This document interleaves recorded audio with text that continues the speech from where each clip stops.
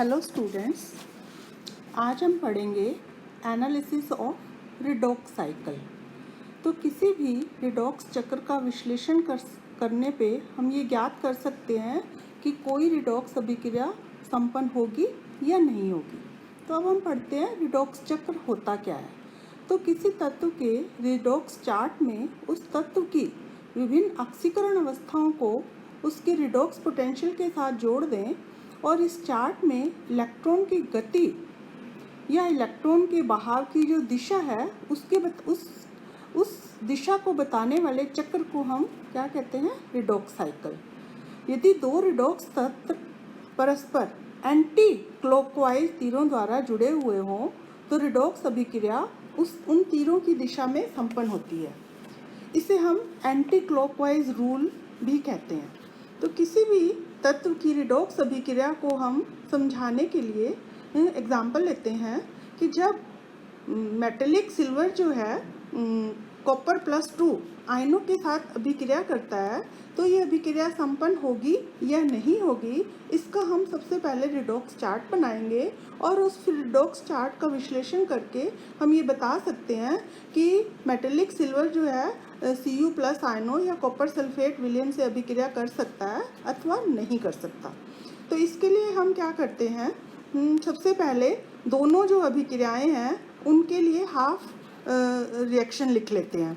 For example copper की जो अभिक्रिया है तो कॉपर +2 आयन है इसमें, तो ये 2 इलेक्ट्रॉन ग्रहण करके Cu+ में बदलेंगे और इसके अपचयन विभव का मान होता है +0.34 वोल्ट। इसी तरह जो सिल्वर है वो एक इलेक्ट्रॉन, सिल्वर आयन जो है उनकी जो अपचयन अभिक्रिया है वो 1 इलेक्ट्रॉन ग्रहण करके Ag में बदलता है और इसके अपचयन विभव का मान होता है E0 + 0.80 वोल्ट।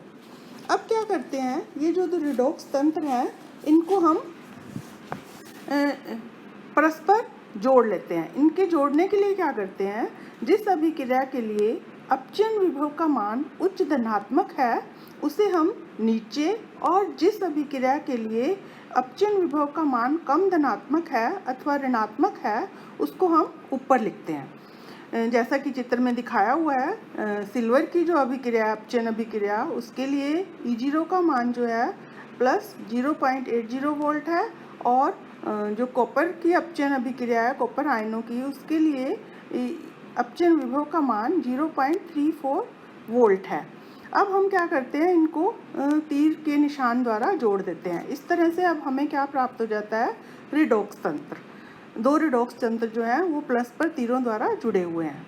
अब हम क्या करते हैं, इसके लिए एंटी क्लॉकवाइज रूल फॉलो करते हैं।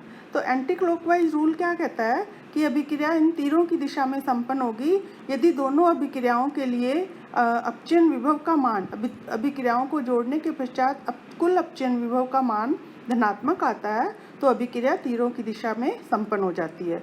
फॉर एग्जांपल हम देख रहे हैं कि ऊपर हमने चित्र में देखा था कि कॉपर +2 आयनों के लिए अपचयन विभव का मान 0.34 वोल्ट है। अगर हम इसकी उल्टी अभिक्रिया लिखें यानी कि कॉपर जो है 2 इलेक्ट्रॉन त्याग कर कॉपर +2 आयनों में बदल जाए तो इसके लिए अपचयन विभव का मान क्या हो जाएगा, ऋणात्मक हो जाएगा। यानी कि Cu जो है कॉपर +2 आयनों में बदल रहा है और इसके 2 इलेक्ट्रॉन बाहर निकल रहे हैं और इसके अपचयन विभव का मान 0.34 वोल्ट है। 2 Ag आयन जो हैं 2 इलेक्ट्रॉन ग्रहण करके Ag में बदल रहे हैं और इसके अपचयन विभव का मान +8.0 वोल्ट है।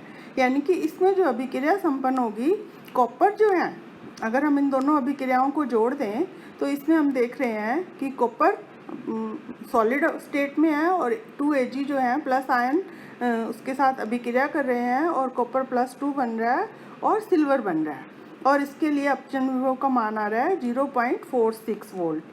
अर्थात एंटी क्लॉकवाइज तीरों द्वारा जोड़ा हुआ हो तो इस अभिक्रिया के लिए हम कह सकते हैं कि सिल्वर आयन जो है वो सिल्वर में बदल रहे हैं और कॉपर जो है कॉपर +2 में बदल रहा है। अर्थात कॉपर धातु जो है उसकी अभिक्रिया सिल्वर आयनों से के साथ होती है और कॉपर सल्फेट बनता है और सिल्वर बनता है, परंतु जो इसकी विपरीत अभिक्रिया है यानी कि Ag जो है वो Cu+2 आयनों के साथ रिएक्ट नहीं करेगा। अब हम एक और एग्जाम्पल लेते हैं जिसमें Cl2 जो है क्लोरीन जल जो है आयोडाइड आयन के साथ जब अभिक्रिया करता है तो आयोडीन मुक्त होती है, अर्थात Cl2 जो है I- को I2 में ऑक्सीकृत कर देता है। अगर हम इनकी भी दोनों की अपचयन अभिक्रियाओं को लिखें तो Cl2 जो है 2 इलेक्ट्रॉन ग्रहण करके 2Cl- में बदल रहा है, जिसके लिए अपचयन विभव का मान 1.36 वोल्ट है। और इसी तरह आयोडीन जो है 2 इलेक्ट्रॉन ग्रहण करके 2- में बदल रहा है, जिसके लिए अपचयन विभव का मान 0.5 वोल्ट है। अब हम इनको दो तीरों द्वारा जोड़ देते हैं और जिसके लिए अपचयन विभव का मान उच्च धनात्मक है उसको नीचे, यानी कि Cl2 की अभिक्रिया को नीचे और आयोडीन की अभिक्रिया को क्या लिखा जाता है, ऊपर लिखा जाता है। अब हम इन दोनों को जोड़कर रिडॉक्स साइकिल बनाते हैं और इलेक्ट्रॉन के बहाव की दिशा देखते हैं। इसमें भी हम देख रहे हैं कि इलेक्ट्रॉन के बहाव की दिशा किस साइड में है, एंटी क्लॉकवाइज है, अर्थात अभिक्रिया जो है Cl2 जो है 2 इलेक्ट्रॉन त्याग कर 2Cl में बदलेंगे और I- जो है ये 2 इलेक्ट्रॉन Cl2 2 इलेक्ट्रॉन ग्रहण करके 2Cl- में बदलेगा और I जो है वो 2 इलेक्ट्रॉन त्याग कर I2 में बदलेंगे। अगर हम इन दोनों के अपचयन विभव को मान को जोड़ दें तब भी इस अभिक्रिया के लिए जो अपचयन विभव का मान आता है धनात्मक आता है। दूसरा, इस रिडॉक्स साइकिल के एनालिसिस से हम ये बता सकते हैं अभिक्रिया में डिस्प्रपोर्शनेशन यानी कि असमानुपातन होगा या नहीं होगा। तो सबसे पहले हम पढ़ते हैं असमानुपातन होता क्या है। तो जब किसी अभिक्रिया में एक ही तत्व का ऑक्सीडेशन व रिडक्शन साथ साथ हो तो इन अभिक्रियाओं को क्या कहते हैं, हम असमानुपातन कहते हैं। For example copper plus ion है यानी कि क्यूप्रस आयन है जिसका एक्वा सोल्यूशन लिया है, तो इसमें हम पानी मिलाकर रख देते हैं तो थोड़ी देर में हम देखते हैं कि जो विलयन है वो नीले रंग का हो जाता है और उसमें कुछ भूरे रंग के कण भी दिखाई देते हैं, अर्थात कॉपर प्लस जो है वो Cu+2 व Cu में बदल जाता है, अर्थात कॉपर का ऑक्सीकरण व अपचयन दोनों साथ साथ होता है। तो Cu+2 में बदलता है, जबकि Cu+ जो है दूसरा एक इलेक्ट्रॉन ग्रहण करके Cu में अपचयन हो जाता है इसका, और एक इलेक्ट्रॉन त्याग कर Cu+2 में इसका ऑक्सीकरण हो जाता है, अर्थात ऑक्सीकरण और अपचयन क्या हो रहे हैं, साथ साथ हो रहे हैं। अर्थात इसमें एक मध्यवर्ती ऑक्सीकरण अवस्था है जो किसमें बदल रही है, उच्चतर ऑक्सीकरण अवस्था तथा निम्नतम ऑक्सीकरण अवस्था। अब हम पढ़ते हैं समानुपातन क्या होता है। तो असमानुपातन के विपरीत जो अभिक्रिया है उसे हम क्या कहते हैं, समानुपातन। अर्थात इसमें एक उच्च ऑक्सीकरण अवस्था और निम्न ऑक्सीकरण अवस्था जो है वो परस्पर मिलकर क्या बना रहे हैं, एक मध्यवर्ती ऑक्सीकरण अवस्था बना रहे हैं।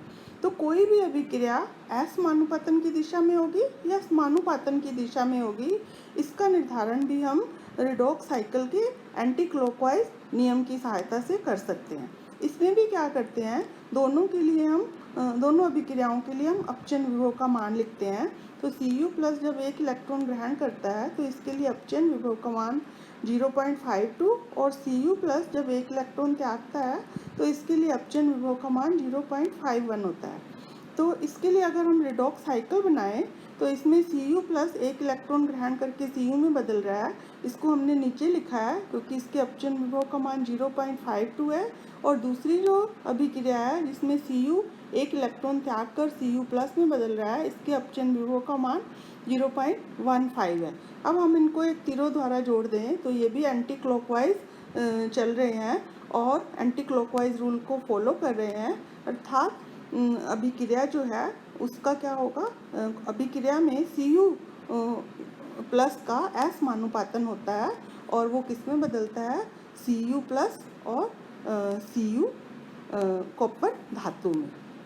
इस तरह से हम किसी भी रिडॉक्स साइकिल का एनालिसिस करके उसकी अभिक्रिया संपन्न होगी या नहीं होगी इसको बता सकते हैं, अथवा अभिक्रिया में जो ऑक्सीकरण अवस्था है उसका असमानुपातन होगा या नहीं होगा इसको भी हम इसकी सहायता से बता सकते हैं।